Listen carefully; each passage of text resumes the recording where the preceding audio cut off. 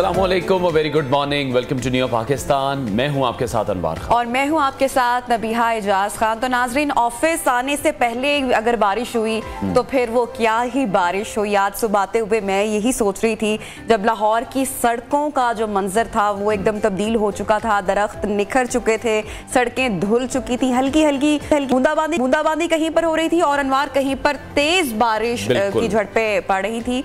बहरहाल आंखों के लिए बड़ा ही खूबसूरत मंजर था। बिल्कुल, और पूरी रात हम देख रहे हैं कि लाहौर में बारिश हो रही है और जिस तरह कराची के हवाले से भी बहुत ज़्यादा हाई अलर्ट सामने आ रहे हैं, तो लाहौर में भी मौसम बहुत बेहतर हो चुका है, तब्दील हो चुका है। एक्सपेक्ट नहीं कर रहे थे कि जून में इस तरह का मौसम होगा, और पूरे पंजाब का जो मौसम है वो तब्दील हो चुका है। अब ये क्लाइमेट चेंज के भी असरात सामने आ रहे हैं, लेकिन हमें सबसे पहले एहतियात करने की ज़रूरत है, क्योंकि जिस तरह से कराची में भी तूफ़ान की पेशगोई की गई है, समंदर में इस वक्त शदीद तुग़यानी है, मुख्तलिफ इलाकों में बताया जा रहा है कि वहाँ तूफ़ान आएगा, बड़ा ही ज़बरदस्त और शदीद किस्म का आएगा। तो कराची से खतरा जो है वो किसी हद तक टल चुका है। सुबह की जब हम न्यूज़ भी देख रहे थे और जो अपडेट है, आगे चलकर इसमें बात भी करेंगे, डिटेल में डिस्कशन करेंगे कि कराची और जो दीगर इलाके हैं वहाँ पर तूफ़ान की सूरत हाल क्या है। लेकिन प्रोग्राम में सबसे पहले भी नजर डालते हैं ऑन टॉप स्टोरीज। बायपरजॉय सिंध की साहिली पट्टी पर मंडलाता खतरा, समंदर में शदीद तुग़यानी। समुद्री तूफान आज किसी भी वक्त सजावल और बदीन से टकराएगा। जहांगीर तरीन की लंदन यात्रा, नवाज शरीफ ने मुलाकात का सवाल गोल कर दिया। और करंट अकाउंट खसारा कम होने से महंगाई में कमी का इम्कान भी जाहिर किया जा रहा है। आज के प्रोग्राम में इसको भी डिस्कस करेंगे, लेकिन सबसे पहले बात हो रही है बिपरजॉय की। हर तरफी जो समुद्री तूफान कहा जा रहा है कि आज दिन 11 बजे पाकिस्तानी हुदूद में दाखिल होगा, केटी बंदर से टकराएगा। बिपरजॉय से जाती खारोशान और शाह बंदर के जो इलाके हैं वो खतरे की जद में दिखाई दे रहे हैं। तो बराए मेहरबानी इंतजामिया के साथ ताउन करें और जो वो कह रहे हैं अभी उनकी बात जरूर माने, क्योंकि अभी भी बहुत से ऐसे लोग हैं जो तफरीह के लिए साहिल समंदर का रुख कर रहे हैं। बिल्कुल, सुबह की खबर थी और कल भी हमने देखा कि बहुत सारे जो अफराद हैं वो साहिल समंदर पहुंच चुके टिकटॉक बनाने के लिए, तफरीह करने के लिए, जबकि सख्ती से ये इकदाम, ये हिदायत सामने आई थी कि कोई भी जो शहरी है, कोई भी जो शख्स है वो टिकटॉक के लिए, तफरीह के लिए साहिल समंदर का रुख ना करे। आज सुबह भी जो 12 लोग हैं उनको पकड़ा गया है। बहरहाल नाज़रीन, जो तेज हवाएं हैं हम देख रहे हैं कि उन्होंने कराची का रुख कर लिया है। हाई जो ट्रांसमिशन के पोल हैं वो गिर गए हैं, मुख्तलिफ इलाकों में बिजली भी मुअत्तल रही। केटी बंदर में मौसम खासा तब्दील हो चुका है। हॉक्स पे में समंदर का जो पानी है वो सड़क तक आ पहुंचा है। फिर कराची से अगर मनोड़ा का जिक्र किया जाए तो यहाँ पर जो जमीनी रास्ता है वो भी जुज़वी तौर पर मुनक़ता हो गया। फिर इब्राहिम हैदरी में पानी आबादी में दाखिल हुआ है। यही दुआ है कि जितने भी लोग हैं वो एक सबसे पहले अपनी सेफ्टी का ख्याल रखें, एहतियात बरतें, जो ज़रूरी अशिया है वो अपने घर पर रखें और केयरलेस ना हो। बिल्कुल, और यही इस हवाले से हम देख रहे हैं कि जो तूफान के असरात हैं वो तो सामने आना शुरू हो चुके हैं। हालांकि आज का बताया गया है कि आज तकरीबन 11 बजे के करीब जो है वो प्रॉपर पाकिस्तानी हुदूद में तूफान और ये जो समुद्री तूफान है ये दाखिल होगा, जबकि कराची में मूसलाधार बारिश का हवाले से भी पेशगोई की गई है और अर्बन फ्लडिंग का वहाँ बताया जा रहा है कि खतरा है और समंदर के किनारे जाने पर पाबंदी भी आयद की गई है। साथ ही साथ जो जिन लोगों के लिए कैंप्स लगाए गए हैं, कल हमारी शर्जील इनाम मेमन से भी बात हुई थी तो वो ये कह रहे थे कि तकरीबन जो 60,000 लोग हैं उनको इन कैंप्स में मुंतकिल किया गया है और कोशिश तो ये की जा रही है कि सबको प्रॉपर तरीके से फैसिलिटेट किया जाए। वज़ीर आज़म शहबाज शरीफ ने भी उन तमाम लोगों के लिए बात की है जिन्हें साहिली इलाकों से मुंतकिल किया गया है कि उन्हें पीने का साफ पानी दिया जाए, खुराक फराहम की जाए और तूफ़ान के टलने तक उन्हें आरामदेह रिहाइश और तिब्बी सहूलतें भी वहाँ पर। बिल्कुल, मुख्तलिफ शहरों में सूरत हाल क्या है, हमारे नुमाइंदगान मौजूद हैं, उनसे अपडेट लेंगे इंतजामात के हवाले से भी और मौसम के हवाले से भी। शजावल से हमें ज्वाइन करेंगे शफीउल्लाह मेमन, ठट्ठा से हमारे साथ होंगे ताज़ा गुल दुरानी, बदीन से हमें ज्वाइन करेंगे मुर्तज़ा मेमन और कराची से हमारे साथ होंगे अमाद यूसुफ। सबसे पहले हम रुख करते हैं ठट्ठा का और ताज़ा गुल दुरानी से बात करते हैं। ताज़ा गुल, बताइएगा यहाँ पर सूरत हाल किस तरह से है, इंतजाम यहाँ पर कैसे हैं और मौसम में कितनी तब्दीली आई है अभी तक? हाँ जी, बिल्कुल। मैं आपको ताज़ा तरीन सूरत हाल के हवाले से बता दूं कि अभी मेरी कुछ देर कबल जो है केटी बंदर है उस्मान भट्टी से मेरी बात हुई। उन्होंने कहा केटी बंदर की सूरत हाल इस वक्त नॉर्मल है। तमाम तेज हवाएं चल रही है, समंदर में शदीद तूफानी का सिलसिला जारी है। जबकि रात गए हमने जो है खेती बंदर का भी नियो की टीम ने दौरा किया और सारी सूरत हाल का हमने वहाँ जायजा लिया। और रात हम 9 बजे तक खेती बंदर में मौजूद थे तो वहाँ वक्फे से बारिश भी हो रही थी, तेज हवाएं भी चल रही थी, समंदर में शदीद किस्म की तूफानी भी चल रही थी। तो वहाँ जो है रेवेन्यू का, पाक फौज का और जो है आपाशी और दीगर अमला वहाँ मौजूद था। जबकि इलाके के जो है MPA हाजी अली हसन जरदारी ने भी वहाँ का दौरा किया। इसके अलावा मावन वज़ीर खुशी भी है, सादिक अली मेमन और सैयद रियाज शाह शिराजी है MPA, वो भी वहाँ पहुंचे हुए थे। इसके अलावा जो है साबिक मिनिस्टर है हाजी उस्मान मुल्तानी, वो भी वहाँ पहुंचे हुए थे। और हमने देखा कि गांव अबू जल बड़ी तादाद में वहाँ से लोगों को मुंतकिल नहीं किया गया था। तो शाम 6 बजे वहाँ को गाड़ियों में मुंतकिल किया जा रहा था, जिसमें खवातीन भी शामिल थी, बच्चे भी शामिल थे, बूढ़े भी शामिल थे, जो इनकार कर रहे थे कि हम नहीं जाएंगे। लेकिन फिर कोशिशें करके उनको जो है वहाँ से शाम 6 साढ़े 6 बजे तक वहाँ से मुंह करा दिया गया दीगर इलाकों की तरफ। उनका यही कहना था कि हम कैब में नहीं रहेंगे, हालांकि हम जाएंगे अपने रहायशों के वहाँ, तो वहाँ हम यहाँ रहेंगे। तो इस हवाले से जो हमारी सारी सूरत हाल का हमने जायजा लिया तो केटी बंदर और आसपास के सारे इलाके वीरान थे, सारे जो आबादी थी वो मुकम्मल खाली थी, मच्छर वगैरह नहीं थे, किसी हालांकि ऐसी खड़ी हुई थी। तो इस वक्त की सूरत हाल इंतहाई खतरनाक है। तो रात जो है असिस्टेंट कमिश्नर से मेरी बात हुई, उनका भी यही कहना था कि भाई हम रिस्क नहीं लेना चाहते हैं। मैंने उनसे सवाल किया कि खुदा ना खास्ता अगर तूफान आ जाता, ये आपके जो बंदे बैठे हुए इनके हिफाजती इंतजाम के लिए क्या इंतजाम किए? तो उसने बोला कोई भी इंतजाम नहीं, हम रात को 10-11 बजे के बाद हम खुद खेती बंदर छोड़कर चले जाएंगे। तो वो भी रात को चले गए, लेकिन हम आज सुबह फिर वो सूरत हाल नॉर्मल थी थोड़ी, तो आज फिर पहुंचे हैं वहाँ, सूरत हाल का जायजा ले रहे हैं। वो सूरत हाल इस वक्त नॉर्मल है, जबकि समंदर में शदीद किस्म की तूफानी भी है। साइडी इलाके के कुछ जहाज जो थे उसमें समंदर का पानी भी दाखिल हुआ, जो ज़ेरे आब आ गए। तमाम लोगों को जो महफूज मकाम पर मुंतकिल कर दिए गए, जबकि न्यूज़ मुसलसल रिपोर्टिंग कर रहा है। जो लोग वहाँ रह रहे हैं, जो मुंतकिल से इनकार कर रहे थे, उनकी निशानगी भी की। बिल्कुल हम देख रहे हैं कि जो तूफान के असरात हैं वो तो सामने आना शुरू हो गए हैं। ठठा की भी जो सूरत हाल है, वहाँ पर तेज़ हवाएं चल रही हैं, हाई ट्रांसमिशन लाइन के जो पोल्स हैं वो गिर चुके हैं, बिजली मुनक़ता हो रही है। तो आगाज़ तो हो चुका है, प्रॉपर क्या कोई टाइमिंग बताई गई है कि कब तक तूफान हिट करेगा? सर कल जो मेरी जो असिस्टेंट कमिश्नर केटी बंदर से बात हुई थी तो उन्होंने कहा कि कल सुबह 11 बजे तक उन्होंने टाइमिंग बताया था कि मुमकिन तौर पर समुद्री तूफान टकराएगा केटी बंदर से। तो केटी बंदर शहर तो मुकम्मल खाली है, खारोचंद सज्जनवानी सराउंडिंग में जो भी जो गांव है साबों को उनको खाली करा गया था। एका दुक्का लोग हमको वहाँ नजर आए जो बैठे हुए थे, जो कई किलोमीटर फासले पे जो गाँव थे छोटे छोटे, वो सिर्फ अपने घर की रखवाली और उसकी निगरानी के लिए 1-2 बंदे कुछ घरों पर उन्होंने छोड़े हुए थे जो हमने देखे। जबकि जो के इलाके की हम बात करें तो वो वहाँ भी रात गए, हम जब वहाँ से गुजरे तो बारिश का भी एक तेज सिलसिला आज शुरू हो गया था और हमने वहाँ देखा तो वहाँ मशीनरी भी मौजूद थी, इरिगेशन की पत्थर भी वहाँ रखे हुए थे। और जो बंद को जो हिस्सा खा गया था केटी बंदर का जो बंद था, बचाव बंद, कुछ हिस्सा समंदर उसको खा गया था, जिसको पूरी तौर पर इरिगेशन के अमले ने वहाँ पत्थर भारी पत्थर वहाँ डालकर मिट्टी डालकर उसको बंद कर दिया। और इलाके के जो MPA अली हसन जरदारी खुद भी इस इलाके की सूरत हाल को मॉनिटर कर रहे हैं। ताज़ा गुदरानी आप हमारे साथ ही मौजूद रहिए, मजीद भी आपसे अपडेट लेंगे। मैं रुक करूंगी कराची का, हमाद यूसुफ इस वक्त मौजूद हैं। हमाद बताइएगा इंतजामात किस तरह से आप देख रहे हैं? कल जब आपसे हमारी बात हुई थी तो आप यही बताए थे कि जो बिल बोर्ड्स हैं उनके फ्रेम्स नहीं हटाए गए और ये बड़ा प्रायोरिटी पे था, इससे खुदा ना खास्ता खतरा हो सकता है। इस वक्त अब आज आप किस तरह के इंतजामात देख रहे हैं? शहरियों को क्या हिदायत है? लहरें कितनी ऊंची आप इस वक्त साहिल समंदर पर ऑब्जर्व कर रहे हैं, देख रहे हैं कितने फुट बुलंद है?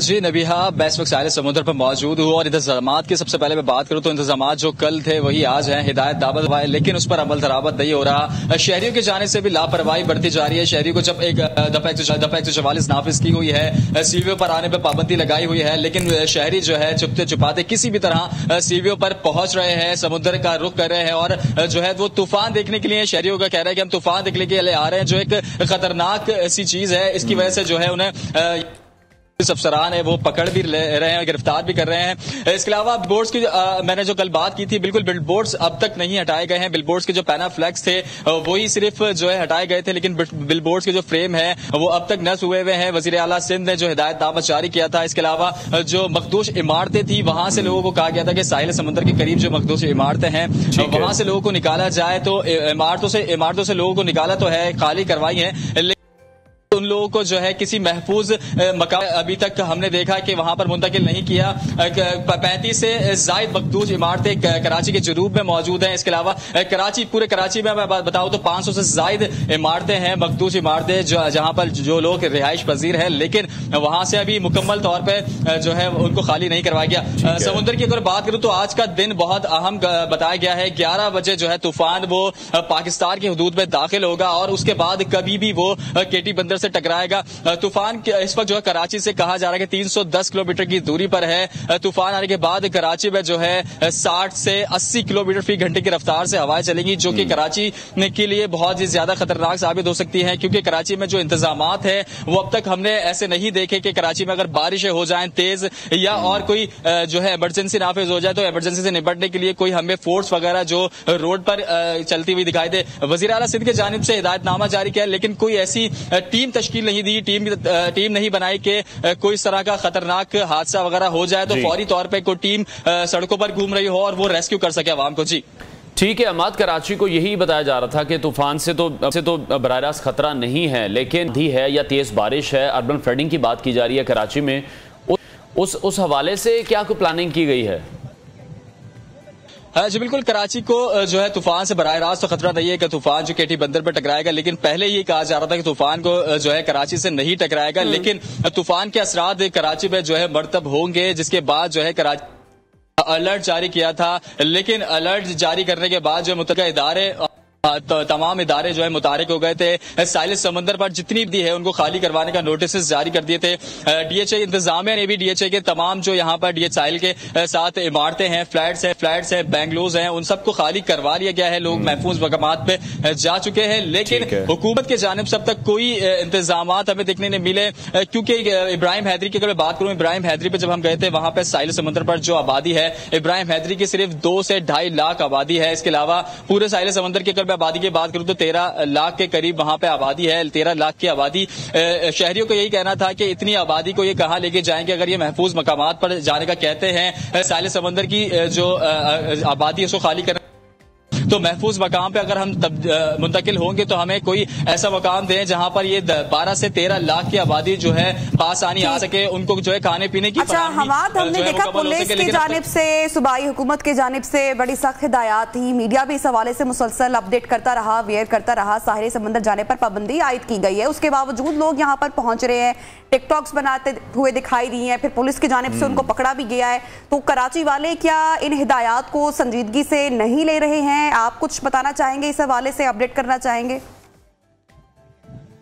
जी बिल्कुल नबीहा, कराची वाले इस हिदायत को संजीदगी से बिल्कुल नहीं ले रहे हैं। माजी में भी इस तरह होता रहा, जैसे नीलुफर तूफान पहले आने का खदशा था तो कराची की आवाम जो है वो साहिल समंदर का रुख कर दी, 2 दरिया पे आती दिखाई दी थी। उस वक्त जो है पाबंदी नहीं लगी हुई थी, लेकिन आवाम बड़ी तादाद में जो है साहिल समंदर का रुख कर रही थी। अब दफा 144 नाफिज करने के बावजूद जो है आवाम जो है इस पाबंदी को संजीदा नहीं ले रही। दूसरी जानिब जो है महकमा मौसमियात ने यह भी कहा है कि बराह रास्त जो है तूफान कराची को जो है अटैक नहीं करेगा, जिसकी वजह से आवाम जो है और थोड़ा रिलीफ जो है आवाम को मिल गया है, आवाम थोड़ी और इजी हो गई है, जिसकी वजह से आवाम चाह रही है कि वो का रुख करे। दूसरी जानिब मौसम गर्मा भी है, मौसम गर्मा की तातीलात भी है, जो बच्चे वगैरह हैं उनकी छुट्टियां हुई हैं, उसकी वजह से जो है वो तफरीह मकामात का रुख करना चाह रहे हैं। लेकिन तूफान को देखने के लिए साहिल समंदर पर आ रही आवाम जो है वो इस बात का ख्याल बिल्कुल नहीं कर रही कि ये तूफान कितना खतरनाक साबित हो सकता है अगर तूफान, क्योंकि आज जो है अलर्ट जारी हुआ हुआ है 11 बजे के बाद जो है वो किसी भी वक्त केटी बंदर से तूफान टकरा सकता है, जिसके असरात जो है कराची पे भी असरअंदाज होंगे। लेकिन आवाम जो है इसको सीरियसली बिल्कुल नहीं ले रही और किसी भी तरह से जो है छुपाते जो है वो साहिल पर आती दिखाई दे रही है हमें। जी ठीक है, सजावल का रुख करेंगे। शफीउल्लाह मेमन वहां से हमारे साथ मौजूद हैं। शफीउल्लाह, आप ये बताइएगा कि सजावल के हवाले से हमने देखा कि बहुत पहले से बताया गया था कि सबसे ज्यादा जो इम्पैक्ट है, जो इफेक्ट है वो सजावल पर पड़ेगा, तो वहां पर अभी आप तैयारियां कैसी देख रहे हैं? जी तैयारियां तो बहुत इंतहाई जबरदस्त हैं और इतने हाई अलर्ट तो हमने पहले कभी नहीं देखा। तो पाक फौज के जो है GOC हैदराबाद वो भी कल से पहुंचे हुए थे, उन्होंने यहाँ पर मीटिंग भी की और उसके बाद जो है फौरी जो साहिली इलाके है वो खाली करा लिए गए और लोगों को तकरीबन इंतजामिया का कहना है कि 6000 के करीब जो है लोग कल के दिन में शिफ्ट किए गए और टोटल 22,000 के करीब जो लोग टेम्पू में मुंतकिल किए गए। तकरीबन 14 कैंप लगाए गए हैं, रिलीफ कैंप बेगना में, जाती में, चुअड़ जमाली में और सिजावल में। तो उस हवाले से इनखला तो बहुत अच्छी तरह से किया गया है, लेकिन ये है कि रात से जो कल तो हवा लग रही थी, इलाके में थोड़ी बहुत हवा लग रही थी, उसके बाद बारिश भी हो रही थी, लेकिन रात को जो है बिल्कुल सन्नाटा तारी था, हवा भी ठीक बंद थी। अभी तक भी मौसम का पता नहीं चल रहा है, कभी एकदम से हब्स हो जाता है, कभी हवा जलने लगती है। ठीक है शफी, आप बता रहे हैं कि यहाँ पर इनखला के जो इंतजाम थे वो लोगों को तो शिफ्ट किया जा चुका है, लेकिन जो कैंप्स यहाँ पर लगाए गए हैं, कैंप्स की सूरत हाल क्या है? जाहिर सी बात है बच्चे और खवातीन भी सब तमाम लोग मुंतकिल किए गए हैं, बहुत सारी अशिया की जरूरत भी पड़ती है, तो तमाम इन मामलात का ख्याल रखा गया है? कैंप्स की सहूलियात के हवाले से बताइएगा। देखिए जो लोग हैं वो तो पहले तो कोई निकल नहीं रहे थे, बाद में उनको जबरदस्ती निकाला गया है। तो लाजमी बात है कि अचानक से जो है ना टेम्पो में शिफ्ट होने वाले तो वहाँ तो परेशानी तो होती ही, लेकिन मैंने बहरहाल इंतजाम अच्छे किए, लेकिन ये है कि कुछ जगहों पर शिकायत मौसूल हुई है और एक जगह पर तो सिजाल में जो है मुख्तलिफ स्कूल है, हाई स्कूल है, बॉयज स्कूल है, गर्ल्स कॉलेज है और शहर के अंदर जो है प्राइमरी स्कूल है, उसके अलावा मदरसे हैं कुछ जो वहाँ पर जमीयत इस्लाम के जो कारकुन है उन्होंने भी कुछ लोगों को वहाँ पर ठहराया है। तो शिकायत कुछ जगह पर है, कुछ का कहना है कि हमें सिर्फ जो खाने के लिए चावल दिए जा रहे हैं, 2 दिन से हम यहाँ पर हैं, तो कुछ शिकायत है, लेकिन ओवरऑल जो है ना उनकी देखभाल अच्छी तरह से हो रही है, लेकिन 1-2 दिन में आराम से निकल जाएंगे। ठीक है, जिंदगी की बड़ी कदर है। ठीक है, तो अभी क्या लोग कोऑपरेट कर रहे हैं इंतजामिया के साथ, क्योंकि वो भी बहुत जरूरी है इन तमाम तर हालात में? सर लोग तो कोऑपरेट जबरदस्ती उनको निकाला गया है, वो कुछ लोग रह भी गए थे लेकिन उनको जबरदस्ती निकाल लिया गया, टोटल इनखला हो गया है। साहिली पट्टी जो भी है, अभी केटी बंदर के बाद आता है हमारे इलाके में जिला सिजाल में आता है खारोचान का इलाका। वो खारोचान का इलाका जो है बिल्कुल केटी बंदर के साथ है और एक तरफ दरिया सिंध के एक तरफ केटी बंदर है, एक तरफ खारोचान है, वो बिल्कुल समंदर के बीच में है। तो उसके रास्ते तो तूफानी की वजह से समंदर में लहरें उठने की वजह से रास्ते बंद थे, तो वहां पर कश्तियों से लोगों को निकाला गया, नेवी वाले थे और कोस्ट गार्ड वाले थे, तो वहां से भी निकाला गया। उसके बाद आता है शाहबंदर का इलाका आता है, शाहबंदर की पट्टी साहिली पट्टी आती है, आगे छछजान खान आता है, छछजान खान के बाद आते है कलकान छानी का जो साहिल है, जेटी है कलकान छानी, वहां पर जेटी बनी हुई है, और उसके बाद 0 पॉइंट आता है बदीन के करीब। सही है, तो शफीउल्लाह मेमन आप साथ ही मौजूद रहिएगा, मजीद भी आपसे बात करेंगे। अभी बदीन का रुख करते हैं नाज़रीन, जहां पर मुर्तजा मेमन हमें अपडेट करेंगे। मुर्तजा बताइएगा यहाँ पर बदीन में किस तरीके से इंतजामात किए गए हैं और जो लोग मुंतकिल किए गए हैं कैंप्स में किस तरीके से सहूलियात हैं, तमाम मामला से अपडेट कीजिएगा। जी इस वक्त मैं भी साहिली पट्टी के शहर सीरानी में मौजूद हूँ। भाई इस वक्त अभी रात को जो है डिजास्टर्स मैनेजमेंट अथॉरिटी सिंध ने एक एलामिया जारी किया है, जिसमें उन्होंने कहा है कि आज बदीन और थरपारकर का कुछ हिस्सा जो बदीन से मुल्क का है उसको बहुत बड़ा खतरा है, और उन्होंने हिदायत जारी की है लोगों को कि वो एहतियाती तदाबीर जो है वो अपनाएं। लेकिन मैं आपको ये बताता चलूं कि अब तक जितना भी हाई अलर्ट जारी कर दिया गया था सिंध गवर्नमेंट की तरफ से और बदीन जिले की इंसानिया की तरफ से, अब तक सिर्फ 13 कैंपें उन्होंने मुख्तलिफ जगहों पे कायम किए हैं, और उन 13 कैंपों में जो है साहिली इलाके के मुख्तलिफ गाँव के लोगों को वहाँ खास तौर पर 0 पॉइंट के जो 6-7 हजार 8 हजार खानदान थे उनको उन्होंने वहाँ पर मुंतकिल किया हुआ है। लेकिन मैं आपको बताऊं कि साहिली इलाके समेत साहिली इलाके के बहुत सारे ऐसे गांव हैं जहां से अभी तक लोगों की इनखला नहीं हुई है। 0 पॉइंट जहां पर मेन जो है साहिली इलाका जो है, वहां से 4 किलोमीटर पे एक बहुत बड़ा गांव है अहमद राजो। अहमद राजो की पोजीशन ये है कि उस अहमद राजो से बिल्कुल जो है इनखला लोगों की नहीं हुई है, वहां से लोग मुंतकिल नहीं हुए। और उसी 0 पॉइंट के साथ बहुत सारे ऐसे गांव हैं जहां पर अभी तक लोग बैठे हुए हैं, उनको निकालने के लिए बाकायदगी से कोई भी अभी इंतजाम नहीं किए गए। 0 पॉइंट की इस वक्त पोजीशन ये है कि वो 0 पॉइंट ऐसी जगह है यहाँ पर समंदर का पानी नहीं होता है। 0 पॉइंट में सिर्फ मच्छरों की वो बस्ती है, वहां से वो समंदर में जाते हैं और वहां पर फिर मछली पकड़ के ले आते हैं, वहां वो मछली फरोख्त करते हैं मुख्तलिफ। लेकिन इस वक्त वहां 0 पॉइंट से तकरीबन 80-90 किलोमीटर असल समंदर जो है दूर है। लेकिन इस वक्त वहां पर पोजीशन ये है, मैंने आपको फोटेज भी उसके भेजे हैं कि 0 पॉइंट ऐसा लग रहा है कि मुकम्मल तौर पर समंदर है। वहां पर इतनी समंदर की तरह जो है लहरें हैं, वहां पर इतना खौफ है वहां पर, तो अभी वो पानी आस्ता आस्ता वो भर रहा है। और रात से लेकर जो है हवाएं चलना शुरू हुई हैं और रात से लेकर अभी तक बदीन शहर और साहिल इलाके के दूसरे शहरों में, साहिली पट्टी में जी बारिश का सिलसिला भी वक्फे से जारी है और हवाएं भी जो है वो चल रही हैं। इंतजामिया का ये कहना है कि अभी शाम को 5 बजे तक जो है ये तूफान जो है समंदरी ये बदीन को और थरपाकर के कुछ हिस्सों को जो है से टकराएगा, जिससे यहाँ पर बहुत सारा नुकसान होने का जो है यहाँ पर अंदेशा है। उसकी वजह से खौफ और हरास भी फैला हुआ है। बाकी सिंध गवर्नमेंट के सूबाई वजीर साहब जनरल शर्जील मेमन या जो दावाएं कर रहे हैं, उस हिसाब से न लोगों की इनखला हुई है और न ही उस हिसाब से लोगों को कैंपों में जो है सहूलियात दी गई हैं। वहां पर पानी, पीने का पानी जो है बिल्कुल जो है खराब है, जो इंसान पी नहीं सकता है। और वहां पर लोग जो बीमार, खासतौर पे शुगर के मरीज बहुत सारे वहां पर हैं, लेकिन उनको 3 दिन से लेकर उनको चावल खिलाए जा रहे हैं और मजीद वो बीमारियां फैल रही हैं। पानी जो उनको मुहैया किया जा रहा है, जिससे बच्चों के में भी पेट की बीमारियां फैलना शुरू हो गई हैं। और लोगों ने रात तो इतना हंगामा किया था वहां पर गोलारची में कि वो जो साहिली पट्टी के लोग आए हुए थे, खासतौर पे 0 पॉइंट के, उन्होंने बाकायदा गाड़ियां मंगवा ली थी कि हम वापस जा रहे हैं उधर, हमें वहां पे अपने घर में रहने दे, इससे बेहतर है यहाँ पर जो हम ऐसे सिसक कर मर जाएंगे, वहां तूफान से मुंह कैंप्स में जो सहूलियात हैं उन्हें बहुत बेहतर करने की जरूरत है। मुर्तजा हमारे साथ रहिएगा, कराची का रुख करेंगे। अमाद यूसुफ वहां मौजूद है। अमाद, कराची के हवाले से तो स्पेसिफिकली यही कहा जा रहा है कि अर्बन फ्लडिंग हो सकती है।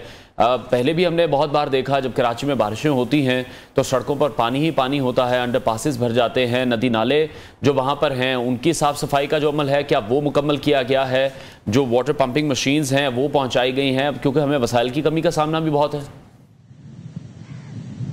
जी बिल्कुल अनवार, अर्बन फ्लडिंग का खदशा जाहिर किया है और माजी में जिस तरह से जो है शारा फैसल पे और कराची जो बारिश के बाद ज़ेरे-आब आ जाती है, उसको मद्देनजर रखते हुए अब तक जो इकदाम उठाने चाहिए हुकूमत ने वो इकदाम बिल्कुल नहीं उठाए हैं। शारा फैसल पे या मुख्तलिफ शाराओं पर जो है हमें कोई मशीनरी नजर नहीं आई जो है फौरी तौर पे बारिश के बाद पानी की निकासी कर सके। इसके अलावा नाले वगैरह की जो सफाई है वो तो होती हमें दिखाई दी है। मुख्तलिफ जो बड़े नाले हैं, गुज्जर नाले वगैरह, यहाँ पर जो है वो मुख्तलिफ नालों में सफाई होती दिखाई दी है। लेकिन उसके बाद जो है 1 से 2 दफा जो सफाई होने के बाद से जो है रेगुलरली उसकी सफाई नहीं हो रही, क्योंकि जो है शारा फैसल पे ना होने की वजह से बारिश का पानी और बारिश के पानी की निकासी का अमल जो है वो सुस्त रवि का शिकार हो जाता है, जिसकी वजह से जो है वो मुख्तलिफ जो आबादियां हैं वो ज़ेरे-आब आने का खदशा होता है। शारा फैसल पर ट्रैफिक शदीद मुतासिर होता है। तो इस चीज को हुकूमत ने बिल्कुल संजीदा नहीं लिया हुआ। हुकूमत ने सिर्फ जो है आवाम को जो है दफा 144 पर नाफिज की हुई आवाम को साहिल समंदर पर आने से रोका हुआ है और दीगर जो मुतल्लिका आबादी है साहिल समंदर पर, उधर मुतल्लिका आबादी को खाली करवाने पर जोर दिया हुआ है, क्योंकि हुकूमत सिंध जो है वो ये समझ रही है कि जो है कराची जो है तूफान से बिल्कुल महफूज है और जो है कराची को तूफान से बराह रास्त खतरा नहीं है, इसलिए जो है वो इतने इकदाम उनके नजर नहीं आ रहे हैं। जी बिल्कुल, कराची की जानिब से तो यही कहा जा रहा था कि शायद डायरेक्टली इतना नुकसान कराची को नहीं हो, लेकिन जो तूफान है, तेज़ बारिशें हैं, उसकी वजह से अर्बन फ्लडिंग का खतरा तो जाहिर किया जा रहा है। कराची से हमारे कॉरेस्पॉन्डेंट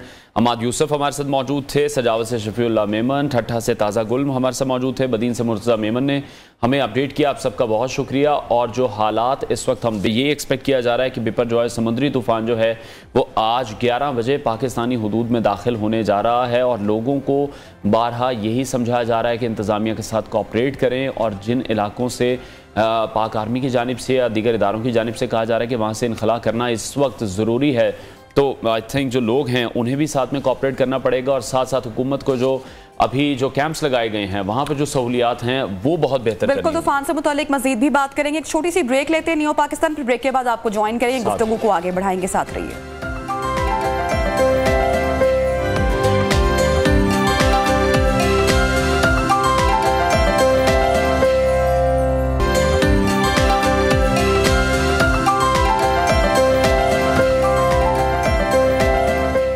वेलकम बैक। एक बार फिर से बात करेंगे समुद्री तूफान बिपरजॉय के हवाले से, जो आज के टिबंदर और भारतीय गुजरात से टकरा सकता है। अब आपको ये बताते हैं कि बिपरजॉय से क्या नुकसानात हो सकते हैं।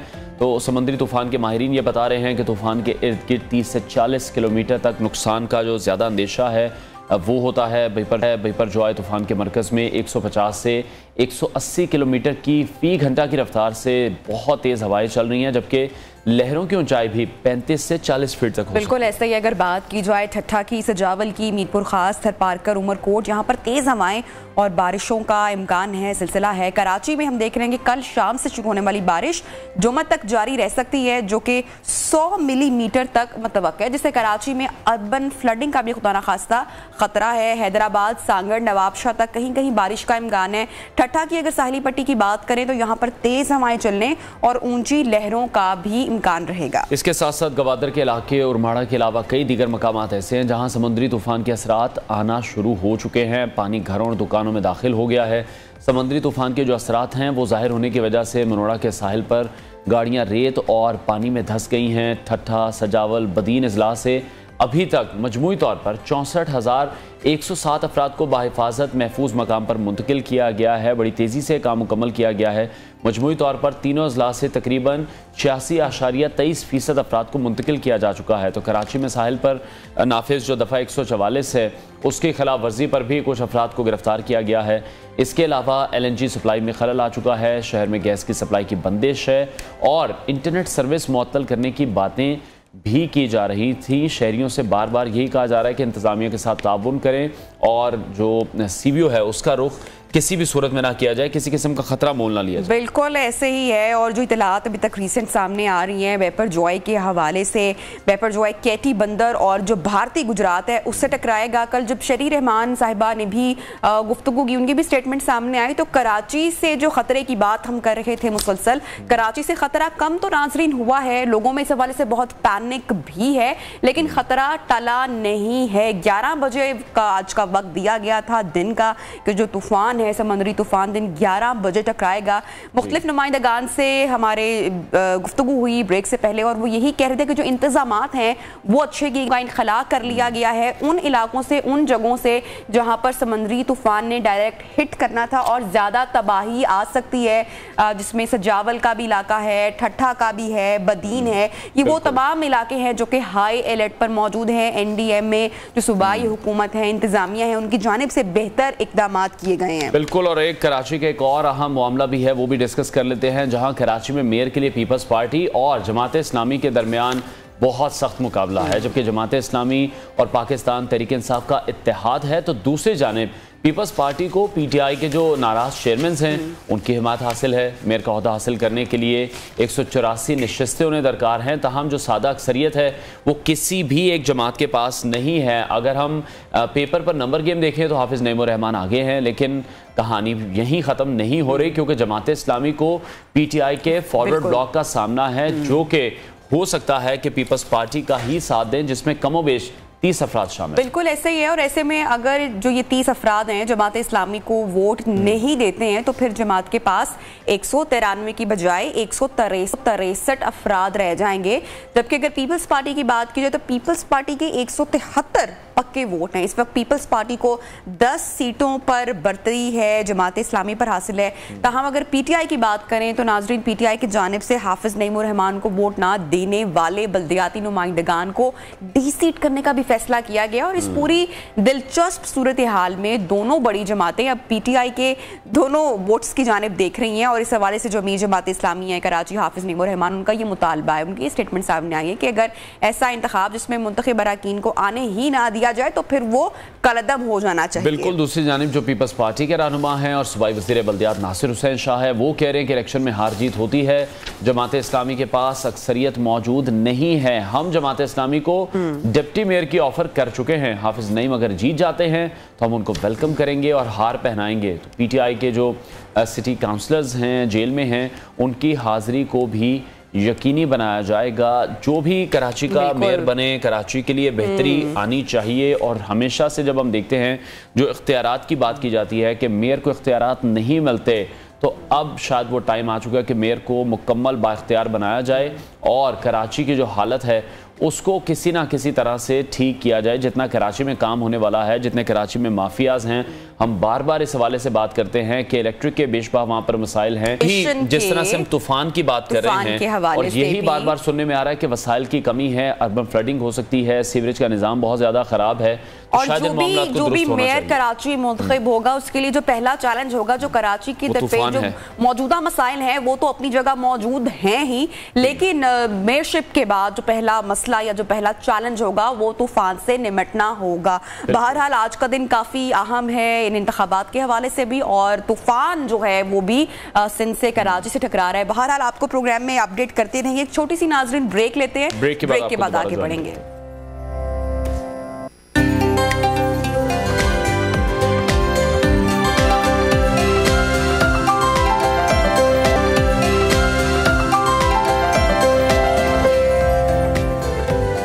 Welcome back. एक बार फिर से बात करेंगे कराची में मेयर के लिए पाकिस्तान पीपल्स पार्टी और जमात इस्लामी के दरमियान जो मुकाबला है, आज वो इंतखाब हो रहा है कराची आर्ट्स काउंसिल में और वहाँ पर जो चेयरमैन हैं उनके आने का सिलसिला शुरू हो चुका है। वोटिंग का अमल कुछ ही देर में शुरू होगा। हमारे जो कॉरेस्पॉन्डेंट हैं कराची से शफकत अजीज़, उन्होंने हमें ज्वाइन किया, उनसे इस हवाले से मजीद अपडेट लेंगे। शफकत, आप बताएगा कौन कौन से चेहरे यहाँ पर देख रहे हैं? नंबर गेम तो बताया जा रहा है कि किसी भी वक्त पलट सकती है। देखिए अनवार, आज कराची के मेयर कौन होगा उसका इंतखाब आज होगा। कराची के आर्ट काउंसिल में इस वक्त जो है चेयरमैन और डिप्टी चेयरमैन की आमद शुरू हो चुकी है, जो आज अपना हक राय दही इस्तेमाल करेंगे। अगर देखा जाए बड़ी जमात जो इस वक्त सामने आ रही है वो पाकिस्तान पीपल्स पार्टी, जब इसके बाद जमात इस्लामी है और उसके बाद जो है वो तहरीके इंसाफ का नंबर आता है। अगर पीपल्स पार्टी की बात करें तो तकरीबन 155 जो है वो नशिस्तें पीपल्स पार्टी के पास हैं और उसके साथ साथ 130 नशिस्तें जो है वो जमात इस्लामी और तकरीबन कोई 60 के करीब जो नशिस्तें हैं वो तहरीके इंसाफ के पास हैं।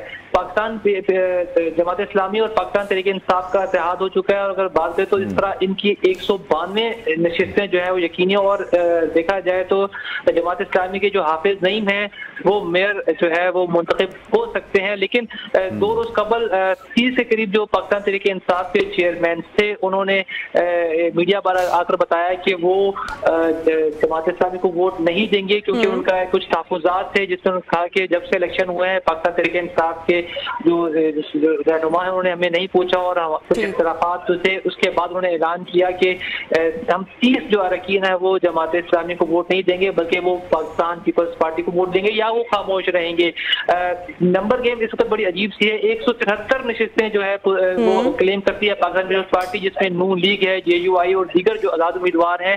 तो इस तरह ऐवान में देखा जाए। शफकत, ये भी बताइएगा, जिस तरह से हमें पता है कि जमात इस्लामी को PTI के फॉरवर्ड ब्लॉक का भी सामना है और ये भी इतलात सामने आती रही कि जो PTI की जानिब से हाफिज नईम उर रहमान को वोट ना देने पर जो बल्दियाती नुमाइंदगान है उनको डीसीट करने का भी फैसला किया गया है। फिर ये भी इतलात सामने आ रही थी, खबरें सामने आ रही थी कि जो PTI के लोग हैं उनको अगवा भी किया जा रहा है। क्या डिटेल्स हैं, शेयर कीजिएगा कुछ।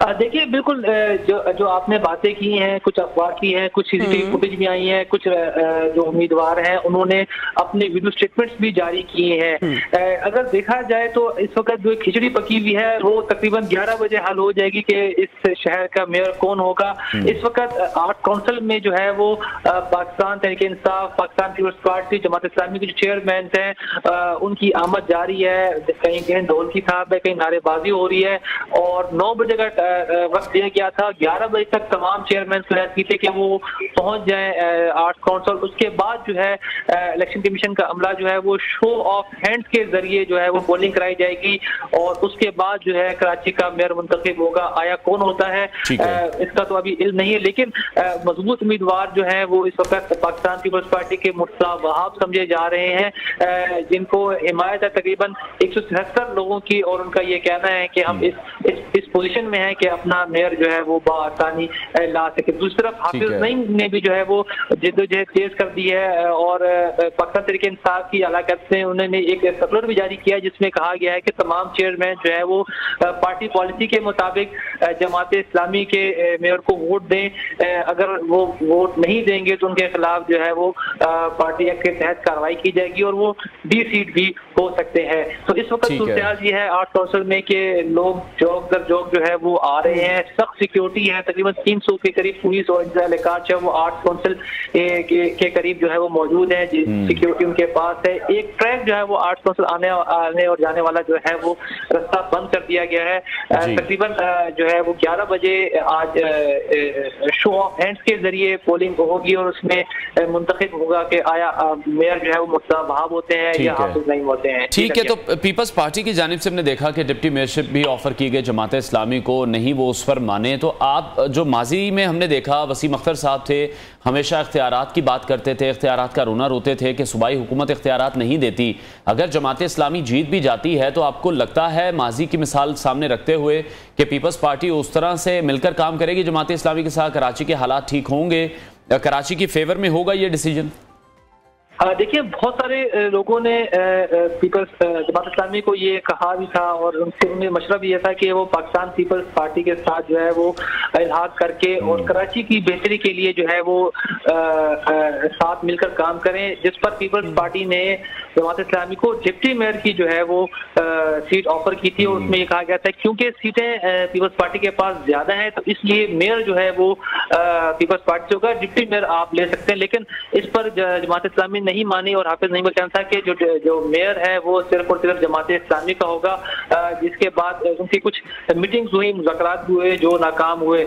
इसके बाद 9 मई का जो वाकया हुआ उसके बाद अचानक सूरत हाल चेंज हो गई और जब गिरफ्तारियां शुरू हुई तो उस पर जो है हमदर्दियां वो जमात इस्लामी की तरफ चली गई पीटीआई की, और पीटीआई ने फिर ये ऐलान किया कि वो कराची के मेयर के लिए जो है वो जमात इस्लामी का साथ देंगे। लेकिन 2 रोज कबल अचानक जो सूरत हाल सामने आई कि 30 के करीब जो चेयरमैन थे उन्होंने तहरीक इंसाफ से बगावत की और ब्लॉग बनाया और उन्होंने ऐलान किया कि वो जमात इस्लामी को वोट नहीं देंगे बल्कि वो पाकिस्तान पीपल्स पार्टी के उम्मीदवार को वोट देंगे और उससे मेयर मुंतखब करवाएंगे। तो इस पर जो है वो एक नोटिफिकेशन जारी किया तहरीक इंसाफ ने कि जो चेयरमैन जो है वो तहरीक जमात इस्लामी को वोट नहीं देगा उसके खिलाफ जो है वो कार्रवाई की जाएगी और वो डी सीट भी हो सकता है। तो अब से तकरीबन 1 घंटा रह गया है मेयर के इंतखाब होने में, तो पता चल जाएगा कि कौन किसको वोट देता है, क्योंकि शो ऑफ हैंड्स के जरिए होगा और तमाम के चेहरे भी नुमाया होंगे तो तमाम चीजें जो अब आसानी अब खुलकर सामने। ठीक है, बहुत बहुत शुक्रिया। शफकत अजीज हमारे साथ मौजूद थे कराची आसल से। कुछ ही देर बाद फैसला हो जाएगा कराची में मेयर कौन होगा। पीपल्स पार्टी और जमात इस्लामी में कांटेदार मुकाबला, इस हवाले से भी आपको अपडेट करेंगे। ब्रेक लेते हैं नाज़रीन, हेडलाइंस ब्रेक के बाद आपको ज्वाइन करेंगे। स्टे विद अस।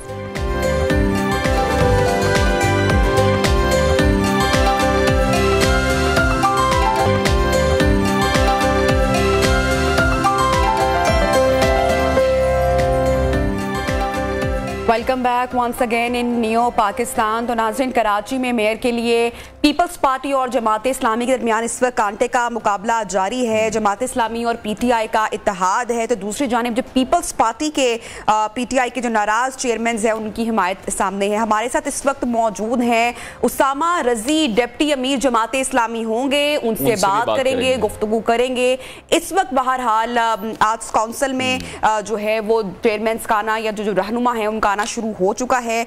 ये भी आपको बताएं कि जो सादा अक्सरियत है किसी भी एक जमात के पास इस वक्त मौजूद नहीं है। पेपर पर अगर बात की जाए तो नंबर गेम हाफिज नईमुर रहमान उसमें आगे मौजूद है। बिल्कुल, और जो पीटीआई का फॉरवर्ड ब्लॉक है वो नताइज पर असरअंदाज हो सकता है। तमाम जो नजरें हैं वो उन्हीं पर हैं। जमात इस्लामी और तहरीक इंसाफ का जो अरकान है उनका इत्तेहाद तो दिखाई दे रहा है, लेकिन बारहा जो बात की जा रही है कि हो सकता है कि जो पीटीआई का फॉरवर्ड ब्लॉक है वो पाकिस्तान पीपल्स पार्टी की हिमायत ही करे। और मुर्तज़ा वहाब तो काफ़ी कॉन्फिडेंट दिखाई दे रहे जब उन्होंने मीडिया से भी बात की और उनका यही कहना था कि जमात इस्लामी मेयरशिप के लिए सियासी माहौल को ख़राब ना करे, हम उन्हें पहले ही डिप्टी मेयरशिप जो है वो ऑफर कर चुके हैं और कराची के लिए अब बहुत काम करने की ज़रूरत है। तो मेयर का ओहदा हासिल करने के लिए 184 नशिस्तें दरकार होंगी। पीपल्स पार्टी को साथ ही साथ नून लीग और JUI फे की हिमायत भी हासिल है। मुर्तज़ा वहाब कहते हैं कि फ़तह हमारी होगी, अवान में जो अक्सरियत है हम वो साबित करके दिखाएंगे। पोलिंग स्टेशन के अंदर और बाहर सिक्योरिटी के भी सख्त इंतजाम किए गए हैं। जो चेयरमैन हैं, डिप्टी चेयरमैन हैं, वो इस वक्त उनकी आमद का सिलसिला शुरू हो चुका है। इंतखाब जो है वो अभी हो रहा है और 11 बजे मेयर के इंतखाब का अमल मुकम्मल हो जाएगा और हम देखेंगे कि कराची की मेयरशिप अब किसके हाथ में होगी। कराची में तीर या तराजू, ये फैसले कराची वालों के लिए बड़ा, आई एम श्योर कि आज का दिन जो है वो बड़ी ही अहमियत का हामिल है। लेकिन इसमें जो एक स्टेटमेंट सामने आई है इस वक्त अमीर जमात इस्लामी कराची हाफिज नईमुर रहमान की, वो भी बड़ी इंपॉर्टेंट है। वो ये कह रहे हैं कि उनका ये मुतालबा है कि ऐसा जो इंतखाब है जिसमें मुंतखब अरकान आगे ना आए, सामने ना आए, मुंतखब ना हो, वो कलदम हो जाना चाहिए। आई थिंक ये थोड़ी सी तशवीशनाक स्टेटमेंट भी है। जो भी आए किसी भी जमात से, क्योंकि कराची के जो मसाइल हैं वो इतने ज्यादा हैं, इतने बढ़ चुके हैं आम लोगों के। जो भी मेयर के लिए आता है, कराची का नया मेयर मुंतखब होता है, इख्तियारात की बात करता है। दूसरी बात यह है कि काम होने चाहिए कराची के लिए, इस सूबे के लिए, कराची वालों के लिए होने चाहिए। जितने हम सालों से दरपेश मसाइल देख रहे हैं, कोई एक मसला नहीं है। ट्रांसपोर्टेशन का जो कराची में इतना बड़ा मसला है, पानी का जो हम मसला देखते हैं, साफ पीने का जो मसला है, वो भी टैंकर माफिया हम देखते हैं कि वो भी वहां पर मौजूद है। तो बहुत सारे मसले मसाइल, जो पानी और गंदगी जमा होने के जो मसले मसाइल है, अक्सर हम देखेंगे बारिश या तूफान आ जाता है, बारिशों के मौसमों में जो सीवरेज के जो मसाइल है वो भी कराची वालों को दरपेश होते हैं। तो एक अच्छा मेयर कराची के लिए मुंतखब होना बहुत जरूरी है, जो कराची की आवाम के बारे में सोचे, यहाँ के लोगों के बारे में सोचे और जो यहाँ के मसले मसाइल हैं उनका हल ना सिर्फ तलाशे बल्कि उस पर अमली इक़दाम भी हो पाए। बिल्कुल, तो जो जोड़ तोड़ का सिलसिला है वो भी काफी दिन हमने देखा कि जारी रहा है। पीटीआई का एक फॉरवर्ड ब्लॉक भी सामने आया था। नंबर गेम में जमात इस्लामी को तो देख रहे थे कि लीड हासिल है पीपल्स पार्टी पर, बट अभी फैसला होना बाकी है। 11 बजे मेयर के इंतखाब का जो अमल है ये शुरू होगा और शो ऑफ हैंड के जरिए जो वोटर्स हैं अपनी राय देंगे और इसमें जो तमाम फेसेस हैं वो सामने आएंगे। उसामा रजी डिप्टी अमीर जमात इस्लामी कराची, उन्होंने हमें ज्वाइन किया, उनसे इस हवाले से मजीद बात करेंगे। उसामा साहब, बहुत शुक्रिया आपके वक्त के लिए। बहुत आज इंपॉर्टेंट दिन है जमात इस्लामी के लिए भी, पीपल्स पार्टी के लिए भी, और सबसे ज़्यादा इंपॉर्टेंट दिन तो कराची के अवाम के लिए है। वो देख रहे हैं इस तरफ के कराची के मसाइल कब हल होंगे। आज जो भी मेयर इलेक्ट होगा तो उस पर तो सबसे पहली जो एक चैलेंज है वो बिपरजॉय तूफान का है। जी, बहुत शुक्रिया आपका। बिस्मिल्लाहिर्रहमानिर्रहीम। देखिए, इस वक्त शहर कराची का सबसे बड़ा मसला यह है कि कराची समाजी और मुआशी तौर पे तो तबाही और बर्बादी से दो चार कर दिया गया था, लेकिन सियासी तौर पे भी कराची के जमहूरी हक पर बहुत बड़ा शबखून जो है वो पीपल्स पार्टी की तरफ से मारा गया है। और इसलिए सब इशू यह है कि इस वक्त जितने मुंतखब चेयरमैन हैं, अवाम ने जिनको राय दी है, कराची वालों ने जिनको पसंद किया है, जिनके हक में अपनी राय का इस्तेमाल किया है, हुकूमत की, रियासत की, तमाम इदारों की ये जिम्मेदारी है कि वो उनको पूरे तहफ़्फ़ुज़ के साथ उनको इसे वहाँ ऐवान तक पहुँचाएँ जहाँ पे इंतखाब हो रहा है, जैसे जो आर्ट्स काउंसिल में, और वहाँ पे एक आज़ादाना और शफाफ मेयर का इंतखाबी अमल जो है वो वजूद में आए। आज का सबसे बड़ा चैलेंज इस वक्त कराची वालों के लिए यह है कि उनकी राय पर शबखून मारा जा रहा है और उसकी जो है वो बड़े रियासती इदारों को इस्तेमाल करके, पुलिस को और इस किस्म की जो दीगर हथकंडे हैं उनको इस्तेमाल करके अवाम के मुंतखब नुमाइंदों को पीपल्स पार्टी ने अगवा करने की और उनको जो है उनकी राय पर शबखून मारने की कोशिश की है। तो ये अमल शफाफ होना चाहिए आज। तो हमें पूरा यकीन है इंशाअल्लाह ताला कि हमारे नंबर्स भी इस एतबार से पूरे हैं और हमारा मेयर भी इंशाअल्लाह ताला जमहूरी इस पूरे प्रोसेस से गुजरकर मुंतखब होगा और आवाम की उमंगों को पूरा करेगा।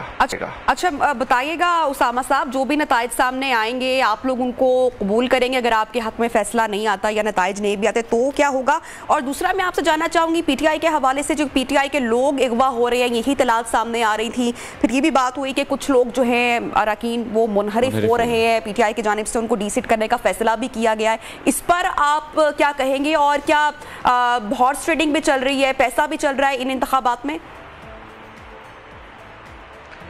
देखिए, ये उस तरह का इंतखाब नहीं है कि अवाम अब किसको वोट देंगे, लिहाजा किसी के हक में वोट पड़ गया तो वो खुश हो जाएगा, किसी के खिलाफ कोई हार गया तो वो उस पर एहतजाज करेगा। ये वो मरहला नहीं है। ये इस मरहले में अवाम की राय सामने आ गई है, आदाद शुमार सामने आ चुके हैं।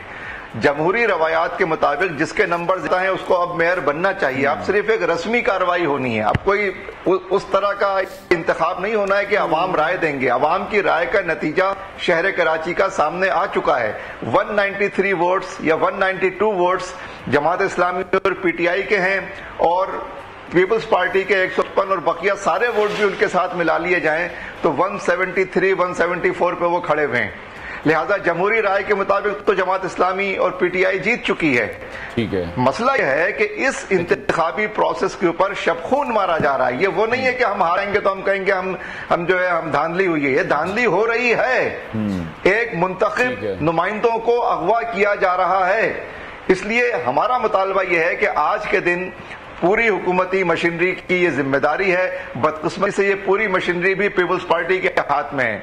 बदकिस्मती से पीपल्स पार्टी को ये पूरा सूबा जो एक तरह से ठेके पे मिला हुआ है और बदकिस्मती से पीपल्स पार्टी हस्बे साबिक जमहूरियत दुश्मन, अवाम दुश्मन, कराची दुश्मन तर्ज अमल का मुजाहरा कर रही है। और मैं पीपल्स पार्टी के दोस्तों से यही कहूंगा कि अगर आप इस तर्ज अमल को जारी रखेंगे तो फिर गुमा तुमको कि रास्ता कट रहा है और यकीन मुझको कि मंजिल खो रहे हो। आप हमेशा हमेशा के लिए कराची वालों की नजरों से गिर जाएंगे। ठीक है उसामा साहब, अभी यही तमाम बातें मुर्तज़ा वहाब भी कर रहे हैं। वो कह रहे हैं हम ऐवान में अपनी अक्सरियत भी साबित करेंगे। ये तमाम जो अमल है शो ऑफ हैंड के जरिए हो रहा है, तो जो भी वोटिंग में हिस्सा ले रहे हैं फिर वो अपनी मर्जी से ही वोट करेंगे। अब एक फैसला किया अगर पीटीआई ने कि उन तमाम अराकीन को डी सीट किया जाएगा, वो तो बाद में देखा जाएगा। लेकिन अभी जो फॉरवर्ड ब्लॉक सामने आया है उसको लेकर आपके कोई तहफ़्फ़ुज़ात हैं? देखिए, मसला यह है कि कोई भी पार्टी फैसले के खिलाफ अगर जाकर वोट कास्ट करेगा तो वो वोट काउंट नहीं होगा। ये सुप्रीम कोर्ट का फैसला है इसके ऊपर। लिहाजा मुर्तजा वहाब साहब किस बुनियाद पे ये दावा कर रहे हैं? देखिए, दावा वो इसी बुनियाद पे कर सकते हैं कि वो लोगों को खरीद लेंगे, वो लोगों को अगवा कर लेंगे, वरना जो नुमाइंदगी के नंबर्स हैं वो हर पार्टी ने हासिल कर लिए हैं। वो पीपल्स पार्टी ने भी हासिल कर लिए हैं और जमात इस्लामी और पीटीआई ने भी हासिल कर लिए हैं। अब सिर्फ एक रस्मी कार्रवाई होनी है। तो मुर्तजा वहाब साहब जो खुद एक पैराशूटर हैं, जो गैर मुंतखब फर्द हैं, जिनको एक गैर कानूनी तर्ज अमल के जरिए जो है एक्ट के जरिए उनको वहां पर भेजा गया है, वो अगर ये दावा करें तो उनको जेब नहीं देता। और वो इस कैसे ये दावा कर सकते हैं? वो तो 1.5 साल से एडमिनिस्ट्रेटर है ना यहाँ पर। कराची की जो कुछ तबाही और बर्बादी है उसमें उनका भी बड़ा हिस्सा शामिल है। लिहाजा अब ऐसे कौन से वो पवित्र होकर कौन से तीर चलाएंगे जिसकी वजह से वो जमहूरियत पे शबखून मार के मेयर बनेंगे और उसके बाद वो क्या करेंगे वो सबके सामने है। पूत के पांव पालने में देख लिए जाते हैं। लिहाजा ये जो कहना कि पीटीआई के लोग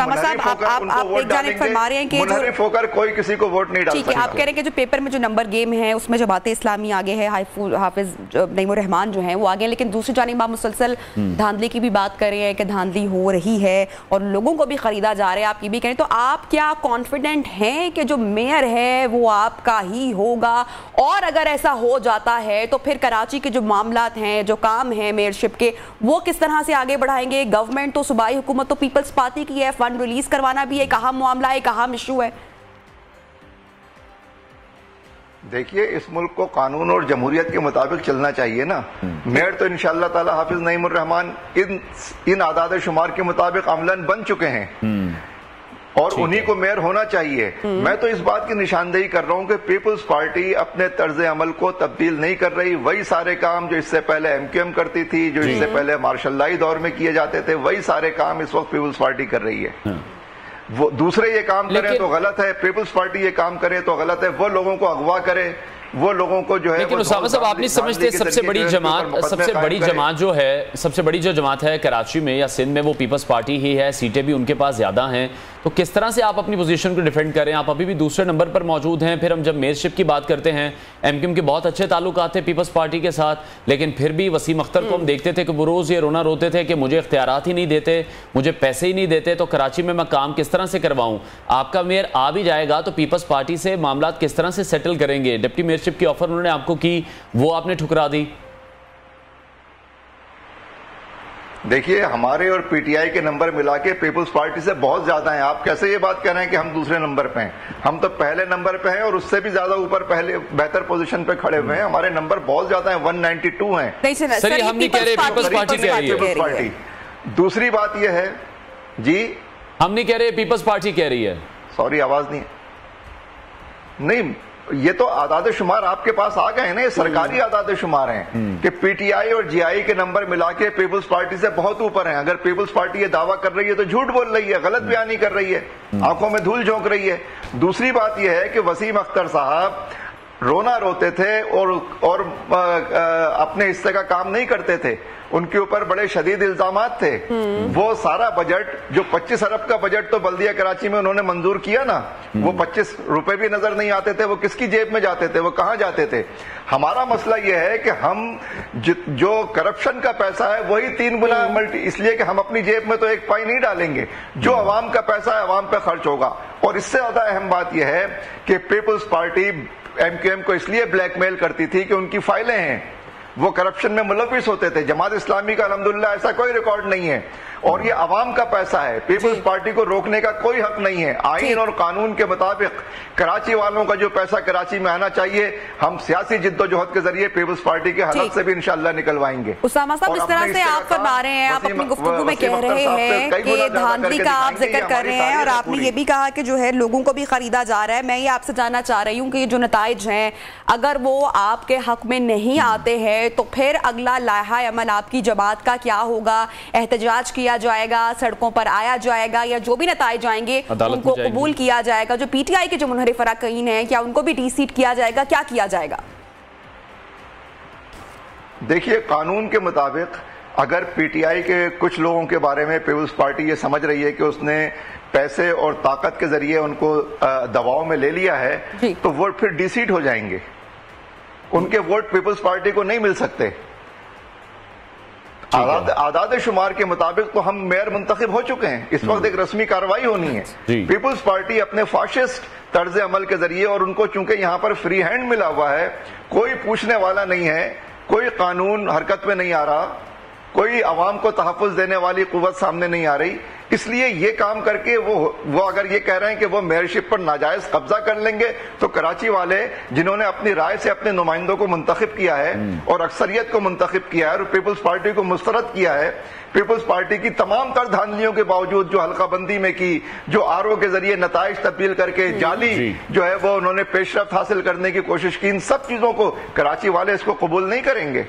ठीक है उसामा साहब, सियासी सतह पे भी और कानूनी सतह पे भी हम इसको मुस्तरद करेंगे। ठीक है उसामा साहब, अगर मेयर बन जाते हैं हाफिज नईमुर रहमान, जिस तरह से आप भी कह रहे हैं कि अमलन तो वो बन चुके हैं, प्रैक्टिकली भी अगर बन जाते हैं तो आप क्या प्रायोरिटीज होंगी जमात इस्लामी की? कराची में किस तरह से रिफॉर्म्स आएंगे? कौन से ऐसे काम है जो आपको लगता है बुनियादी तौर पर सबसे पहले होने चाहिए कराची को, जिनकी सबसे ज्यादा जरूरत है? इंशाअल्लाह ताला करप्शन को खत्म करेंगे, लूट मार को खत्म करेंगे और जितने सरकारी महकमे और इदारे हैं हम बैक वक्त उन तमाम इदारों को, उस पूरी मशीनरी को फाल करेंगे और जो बुनियादी रिक्वायरमेंट्स हैं उनको प्रायोरिटी के साथ, मसलन पानी है, ट्रांसपोर्ट है, सड़कें हैं, सफाई है, ये तमाम चीजें महकमे, ये गवर्नमेंट है, एक पूरा रियासती इदारा है, इसमें हम इसकी जो भी प्रायोरिटी है उसको बैक वक्त फाल करके इसको बरूएकार लाएंगे इंशाअल्लाह ताला। महीनों में आप देखेंगे इंशाअल्लाह कराची की तकदीर बदलेगी। ठीक है। अच्छा उसामा साहब, ये भी फरमाइएगा कि अगर मेयर पीपल्स पार्टी के होते हैं और डिप्टी मेयर जमात इस्लामी से होते हैं तो आप दोनों एक दूसरे के साथ हाथ मिलाएंगे, अच्छे तरीके से स्मूथली मामलात को आगे बढ़ाएंगे, कराची के लिए काम करेंगे? देखिए, हम पीपल्स पार्टी के इस फाशिस्ट जमहूरियत दुश्मन धांधली ज़दा तर्ज अमल का हिस्सा हम कभी भी नहीं बन सकते। पीपल्स पार्टी अगर अपने तर्ज अमल से अपने जमहूरी होने का सबूत देती तो आज पीपल्स पार्टी कराची वालों के आंख का तारा बन जाती, लेकिन पीपल्स पार्टी ने ये रास्ता इख्तियार नहीं किया। तो हम अवाम दुश्मन पोजीशन पर जाके कैसे खड़े हो सकते? अच्छा उसामा साहब, नताइज तो आपसे कुछ देर के बाद आ जाएंगे, क्या फिर करने वाले हैं अगर रिजल्ट नहीं आते आपके हक में? तो लाहे अमल नहीं आपने बताया, फिर क्या किया जाएगा आपकी जमात की जानिब से? लाएमल मैंने बताया आपको, हम सियासी सतह पे भी जमहूरी अंदाज से जितने रास्ते हैं इसकी मुजाहिमत के वो सब इख्तियार करेंगे इंशाअल्लाह ताला। हम पुरअमन जमहूरी जिद्दोजहद करने वाले लोग हैं। आइन और कानून के मुताबिक जो भी ऑप्शंस हमारे पास मौजूद हैं उन सबको बरूए का इंशाअल्लाह ताला हम शदीद। बहुत शुक्रिया। डिप्टी अमीर जमात इस्लामी उसामा रजी हमारे साथ इन कॉन्वर्सेशन थे। ब्रेक लेते हैं, ब्रेक के बाद आपको दोबारा ज्वाइन देविदास।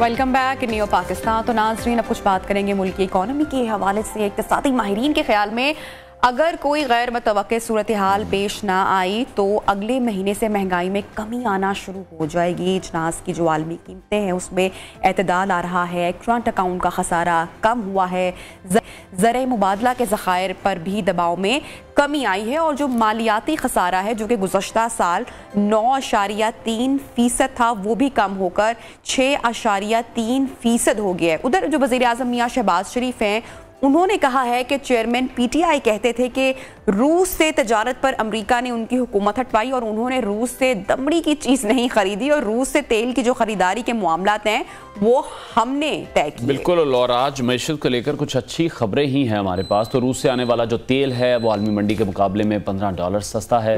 वज़ीर मुमलिकत बराए ख़जाना आयशा गौस पाशा ये कह रही हैं कि IMF ने बजट के हवाले से जो बास चीज़ों पर वजाहत मांगी है और उन्हें अखराजात टैक्सेस के मामले पर भी तशवीश है।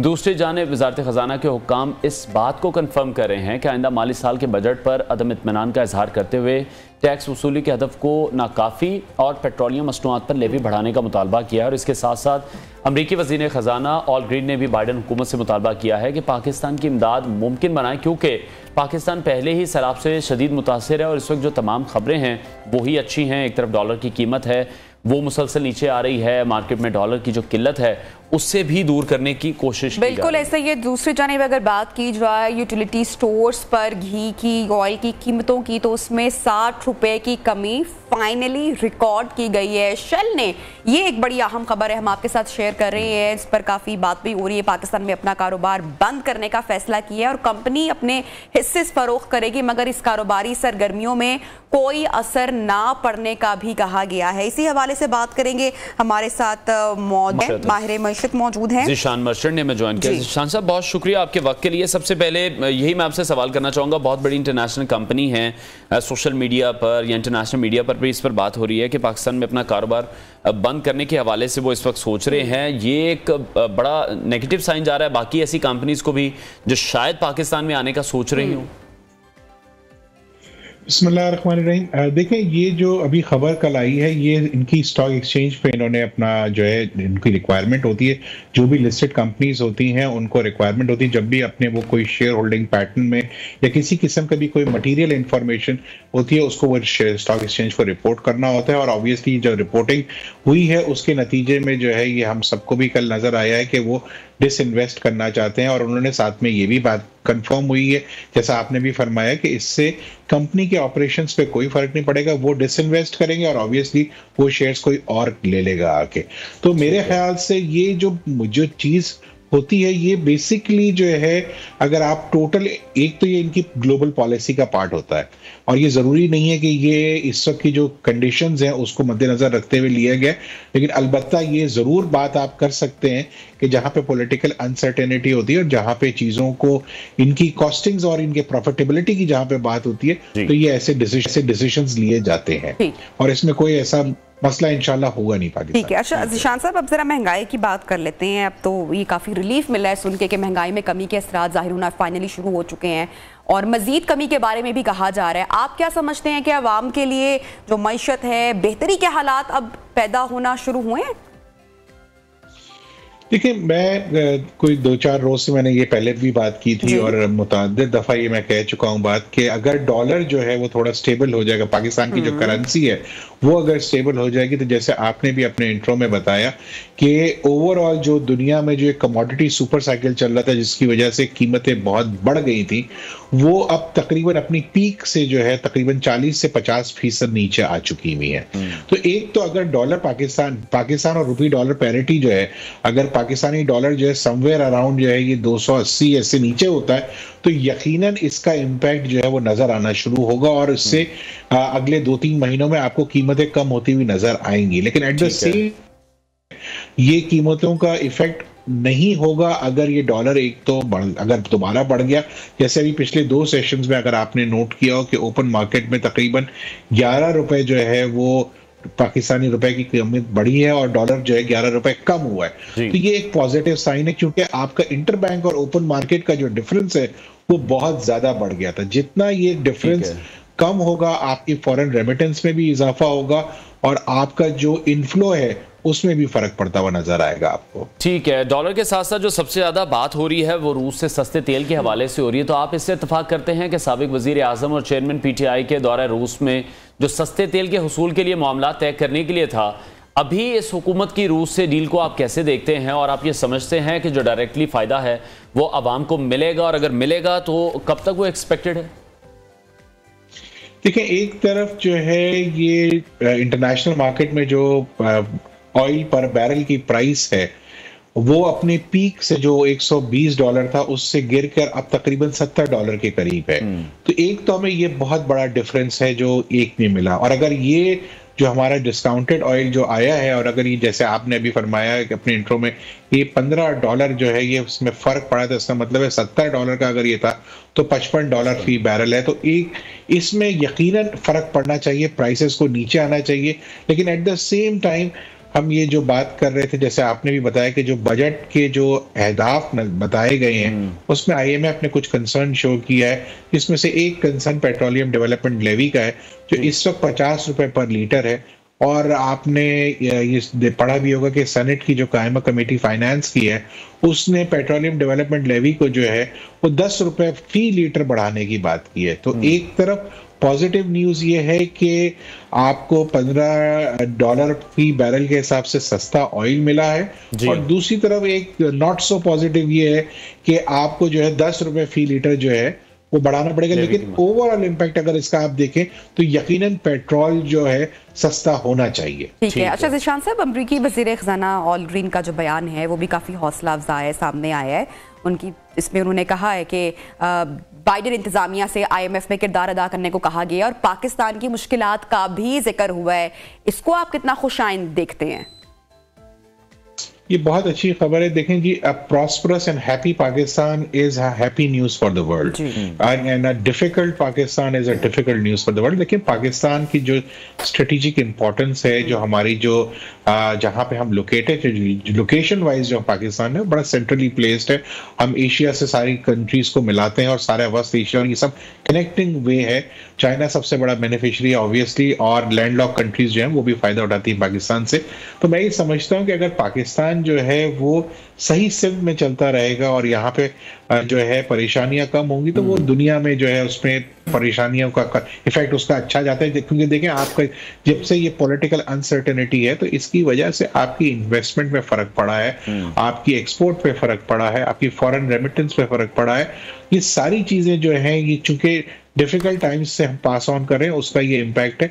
लेकिन जैसे जैसे ये चीजें स्टेबल होती जाएंगी तो मैं ये समझता हूँ कि मजीद पाकिस्तान में बेहतरी आती जाएगी, और यकीनन अगर ये चीजें सही लाइन पे चलती रहे तो आने वाले कुछ टाइम्स में हम अच्छा टाइम भी देखेंगे, जिससे एक आम पाकिस्तानी को, एक गरीब पाकिस्तानी है जिसकी कुव्वत खरीद आज बहुत कम हो गई है और वो अपनी जिंदगी मुश्किल से गुजारे, वो भी थोड़ा आसानी से जिंदगी गुजारना शुरू करें। ठीक है, बहुत शुक्रिया माहिर मईशत ज़ीशान मर्चेंट हमारे साथ इन कॉन्वर्सेशन थे। ब्रेक लेने के बाद आपको दोबारा ज्वाइन करें।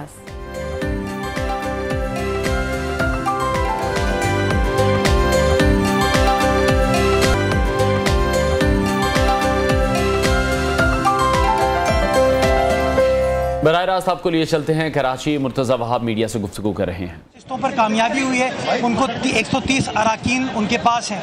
अगर वो हमारे नंबर को पूरा कर जाते हैं, 100 बिस्मिल्लाह, मैं उनको खुद मुबारकबाद पेश करूंगा। अगर वो हमारे नंबर को क्रॉस नहीं कर पाते तो उन्हें हमारे मैंडेट का एहतराम करना चाहिए। इल्ज़ामात को तर्क करके आज शाम के बाद हम सबको मुत्तहिद होकर चार्टर ऑफ कराची के ऊपर बात करनी चाहिए कि कराची का क्या मास्टर प्लान होना चाहिए, कराची का अगले 50 साल का क्या मंसूबा होना चाहिए। मैं बार बार इस बात पर मैंने जोर दिया कि कभी भी नईम उर रहमान साहब ने ये नहीं कहा कि कराची के मसाइल हल कैसे होंगे, कराची के लिए एजेंडा क्या है। मैं कहता हूँ इल्ज़ामात से बाहर निकले, इश्यूज़ को आइडेंटिफाई करें और आइडेंटिफाई करके जो उसका सस्टेनेबल हल निकल सकता है, सोल्यूशन निकल सकती है। बहैसियत सियासी जमात मैं इस बात की आपको यकीन दहानी कराता हूँ कि हम उस बात के ऊपर राज़ी हैं। आज भी हमें पता है हमारे नंबर पूरे हैं। हमने अपने अराकीन को नहीं बुलाया जो एक्स्ट्रा थे। जो अराकीन हमारे काउंसिल में इलेक्टेड हैं वो आए हैं। जो पाकिस्तान पीपल्स पार्टी के MPAs हैं, MNAs हैं, हमारे कारकुनान हैं, ओहदेदार हैं, वो यहाँ पर नहीं आए। हमने कोई अपना कैंप बाहर नहीं बनाया। मैं सलमान अब्दुल्ला मुराद साहब यहाँ पर मौजूद हैं। क्यों? क्योंकि हम नहीं चाहते कोई कन्फ्रंटेशन हो, हम नहीं चाहते कि किसी के साथ कोई आज लड़ाई झगड़ा हो। अफाम व तफहीम के साथ पोलिंग का प्रोसेस होना चाहिए। जो हम पे इल्ज़ामात लगा रहे थे प्रेशर का, आज हमने एक और चीज़ साबित की। कमीशन का हुक्म आया, अदालत का हुक्म आया कि जो अंडर कस्टडी अराकीन हैं उनको पेश किया जाए। आपके सामने उन अराकीन को आज पेश किया गया है। तो एब्सोल्युटली हम कमिटेड हैं कि पोलिंग का प्रोसेस अफाम व तफहीम के साथ हो और इंशाअल्लाह जिसके पास नंबर है वो आ जाए, जिसके पास नंबर नहीं है वो उसका एहतराम करे और फिर मिलकर लोग इस शहर कायद की खिदमत करें। अच्छा, क्या आप इंतजामात से खुश हैं? जो इस वक्त जो इंतजामात हुए हैं उन पर जो किए गए पुलिस से, रेंजर्स है और दीगर जो इलेक्शन कमीशन की जानिब से किए गए? देखिए, मैं तो तनकीद वाला आदमी नहीं हूँ। अगर रेंजर्स पुलिस नहीं होती तब भी इल्ज़ाम लगाते, वो मौजूद हैं तब भी इल्ज़ाम लगा रहे हैं। मैं इस चीज़ को इस पे नहीं जाना चाहूँगा। मैं ये समझता हूँ कि आज का टारगेट इलेक्शन कमीशन का सिर्फ एक चीज़ होना चाहिए, 1 पॉइंट एजेंडा, कि पोलिंग का प्रोसेस शफाफ तरीके से कानून के मुताबिक अफाम व तफहीम के साथ मुकम्मल हो। मैं इस बात की यकीन दहानी कराता हूँ कि पीपल्स पार्टी यही चाहती है कि तमाम चीज़ें पीसफुली हो जाए। अपना सादा अक्सरियत जो थी उसके बजाय जो हॉल में मौजूद अक्सरियत की बुनियाद पर जीत का फैसला होगा, ये कानून एक ही अप्लाई क्यों नहीं होता कौमी असेंबली और ऐसे ऐवान के लिए? चूँकि मैं कानून का तालिब इल्म हूँ इसलिए मैं आपको कानूनी जवाब दे सकता हूँ, सियासी जवाब नहीं दे सकता। क्योंकि हर शख्स अपने हिसाब से कहता है। अगर आप कभी आइन पढ़ेंगे तो आइन में लिखा हुआ है majority of the total membership. आइन पढ़ लीजिए। जब आप लोकल गवर्नमेंट एक्ट पढ़ते हैं उसमें लिखा हुआ है बाय मेजॉरिटी। जब वोट ऑफ नो कॉन्फिडेंस की बात लिखी हुई है तो majority of the total membership लिखा हुआ है। यानी कि जो कानून साज असेंबली थी उसने कानून बनाते वक्त ये कहा कि सादा अक्सरियत जो हॉल में मौजूद लोगों की होगी वो अक्सरियत बनती है। ये कानून साज असेंबली ने फैसला कर दिया। इसका फैसला मुझे रीगल चौक पे नहीं करना, इसका फैसला मुझे फवारा चौक पे नहीं करना। और मैं समझता हूँ हम सबको अपनी इन चीज़ों से दूर रह के इलेक्शन कमीशन को एक काम करना चाहिए। सर, ये बता दें, कानून के तालिब इल्म ये फरमाइए कि 2 अराकीन को PTI को हथकड़ियाँ लगा के लाए, ये किस कानून? ये गलत है, ये गलत है। मैंने खुद देखा, फिरदौस शमीम साहब के हाथ में हथकड़ी नहीं थी। मैं खुद उनसे खुद में मिलने गया। बाकी एक रुकन को मैंने जो खुद देखा, मैं समझता हूँ वो गलत है, वो नहीं होना चाहिए था। और मैं बात करूँगा, हर किसी का इज्जत एहतराम हम सब के ऊपर वाजिब है। मैं बिलीव करता हूँ कि जो भी सियासी इख्तिलाफात हो हमें रवादारी का मुजाहरा करना चाहिए और एक दूसरे का इज्जत एहतराम करना चाहिए। अच्छा, इतलात है कि 30 अराकीन जो है पाकिस्तान तहरीक इंसाफ के, उन्होंने क़यादत के फैसले से इख्तिलाफ किया है। उनका आपसे कोई किसी किस्म का राब्ता है या वो किस तरफ जाएंगे, कुछ है? मेरा किसी भी PTI रुकने असेंबली के साथ कोई राब्ता नहीं है। फिरदौस शमीम नकवी साहब से मेरा ज़ाती रिश्ता है। मेरे वालिदैन के वो कॉलीग रहे यूनिवर्सिटी में। जब वो आए मैं उनसे मिलने गया, उनको सलाम करने गया। तो उसके अलावा मेरा किसी और से कोई राब्ता नहीं है। वो क्या फ़ैसला करते हैं मुझे नहीं पता। कुछ देर में आप लोगों को पता चलेगा। 15 साल से गवर्नमेंट है पीपल्स पार्टी की, कराची में ना जामे मंसूबा दे सकते हैं। मैं बताइए कि आपके पास क्या प्लानिंग है? आप 4 साल में अगर आप मेयर बनते तो आप क्या करेंगे जो पिछले 15 साल में आपकी हुकूमत नहीं कर सकती? मैं बड़ा शुक्रगुजार हूँ कि आपने इशू ओरिएंटेड बात की। काश कि कभी नईम उर रहमान साहब से भी इस तरह की बात की जाती, नहीं की जाती। मैं जवाब, सर मुझे पता है कौन किसकी तर्जुमानी करता है। मैं गुजारिश मेरी करने दें। पीपल्स पार्टी ने शहर कायद की खिदमत की और ख़िदमत के बेसिस पर शहर कायद के वासियों ने वोट दिया है। काम आज भी ये लोग अपनी इल्ज़ामात की सियासत कर रहे थे। मैं नालों पे जा रहा था क्योंकि मैं हुकूमत का हिस्सा हूँ, मेरी जिम्मेदारी है मेरा वज़ीर आला जो है वो ठट्टा बदीन सजावल का भी रुख कर रहा था, इब्राहिम हैदरी का भी रुख कर रहा था। कराची के मुख्तलिफ नालों पर मैं भी मौजूद था, करमुल्लाह वकासी साहब, नजमी आलम साहब भी मौजूद थे। तो हम काम करते हैं, लोगों के साथ रहते हैं, लोगों के दरमियान रहते हैं, इसलिए लोग वोट देते हैं। इसके बाद एक चीज़ रहनुमा पीपल्स पार्टी और मेयर कराची के उम्मीदवार मुर्तज़ा भाब मीडिया से गुफ्तगू कर रहे थे और एक बहुत ही अहम मरला है जो कि अब कुछ ही देर में जिसके हवाले से डिसीजन भी सामने आएगा, वोटिंग का अमल शुरू होगा। और बार बार हम ये देख रहे हैं मुर्तज़ा भाब की जानिब से ये कहा गया कि जो इल्ज़ामात की सियासत इस वक्त अमीर जमात इस्लामी कराची कर रहे हैं वो अब उन्हें नहीं करनी चाहिए और आज जो भी डिसीजन आए उसके बाद तमाम जमातों को मिलकर बैठना चाहिए और कराची के हवाले से बात करनी चाहिए। बिल्कुल, और वो यही कह रहे थे मुर्तज़ा वहाब जब से कुछ देर पहले मीडिया टॉक कर रहे थे, उनका यही कहना था कि नंबर सीट हमारे पास जो है वो सबसे ज़्यादा है।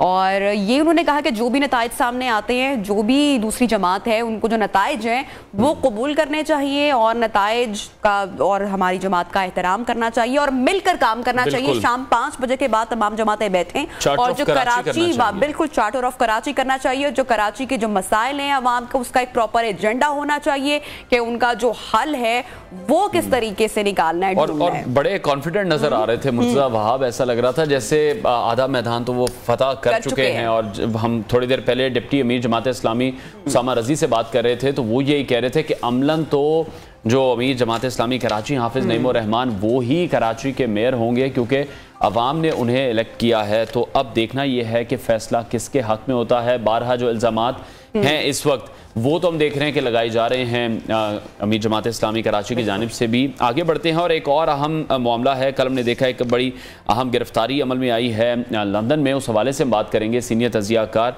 हामिदुल मशरकी ने हमें ज्वाइन किया। हामिद साहब बहुत शुक्रिया आपके वक्त के लिए। कल जो हमने गिरफ्तारी देखी है आदिल राजा पर, बरतानवी कवानीन के तहत वहाँ पर कार्रवाई की जाएगी या फिर कुछ ऐसे चांसेस भी हैं कि पाकिस्तान भी उनको डिपोर्ट किया जा सकता है?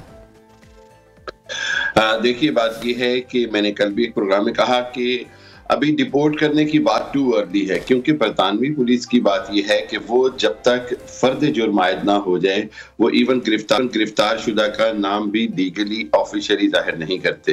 लेकिन इससे इनकार नहीं है कि जो आदिल राजा के खिलाफ मवाद पाकिस्तान की हुकूमत ने प्रोवाइड किया है, जो कुछ उन्होंने इंसाइटमेंट फैलाई है उसके तहत उन्होंने रियासत पाकिस्तान के खिलाफ बहुत जुर्म किया है कि पाकिस्तान की अफवाज और इदारों को बदनाम किया गया।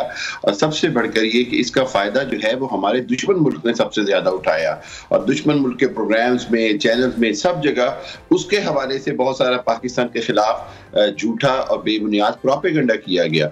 सो इस हवाले से पाकिस्तान का केस तो बहुत मजबूत है, लेकिन वहीं पर मैं बरतानवी कवानीन के हवाले से आपको बताता चलूं कि वो पहले ये करेंगे कि वो अपने तौर पर तहकीकात करेंगे, उसके बाद वो फिर नाम लेंगे, उसके बाद फर्द जुर्म लगाएंगे और अगर साबित होगा कि ये जुर्म ऐसा है जिसके ऊपर बरतानिया के अंदर पहले सजा दी जाए तो फिर वो बरतानिया के अंदर पहले सजा देंगे, उसके बाद उनको वो डिपोर्ट करेंगे। लेकिन अभी तक की इत्तलात के मुताबिक उनको चंद घंटे की हिरासत के बाद उनको रिहा कर दिया गया, क्योंकि ये बरतानिया में जब तक जुर्म साबित ना हो जाए या फर्द जुर्म के बाद अदालत ना कहे उसको गिरफ्तार नहीं किया जाता फॉर लॉन्गर पीरियड।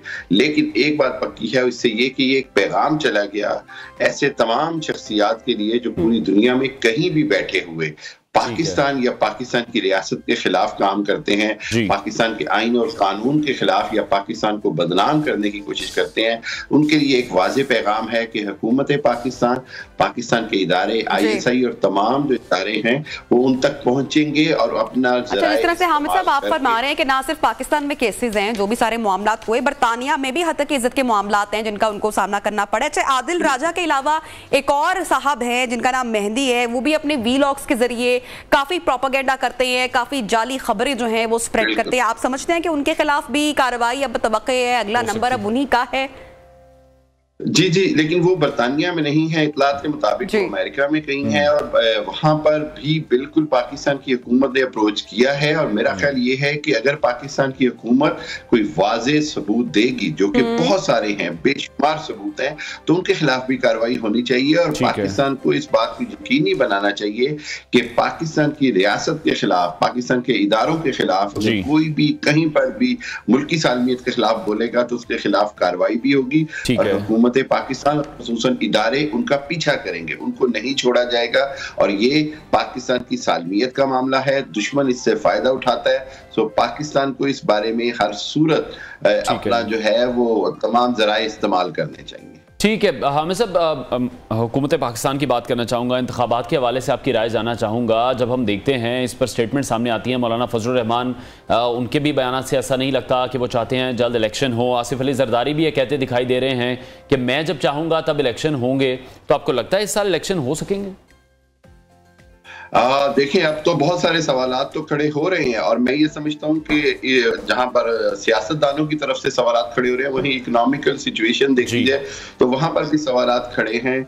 और देखना ये पड़ेगा कि क्या ये हुकूमत अपना वक्त पूरा करती है और फिर निगरान हुकूमत आके पाकिस्तान के आइन के तहत उनको एक खास 6 महीने तक एक्सटेंशन का इख्तियार हासिल है, क्या ये उसको इस्तेमाल करते हैं? क्या पाकिस्तान की मौजूदा हुकूमत असम्बली से या सुप्रीम कोर्ट से कोई एक्सटेंशन की बात करती है? लेकिन यहीं पर एक बात जरूरी है कि अभी जो फैसला आया उसके अंदर वाज़ेह तौर पर कहा गया कि इलेक्शन करवाना जो है वो बुनियादी आईनी और कानूनी जिम्मेदारी है। तो देखना होगा कि हुकूमत अगर हुकूमत की कोई ऐसा फैसला करती है तो उसके अंदर कितना। ठीक है, बहुत बहुत शुक्रिया हामिद मशरकी हमारे साथ इन कॉन्वर्सेशन थे। नाज़रीन, प्रोग्राम का वक्त खत्म हो रहा है, इंशाल्लाह कल आपसे मुलाकात होगी। अपना बहुत सारा ख्याल रखिएगा। हाफिज।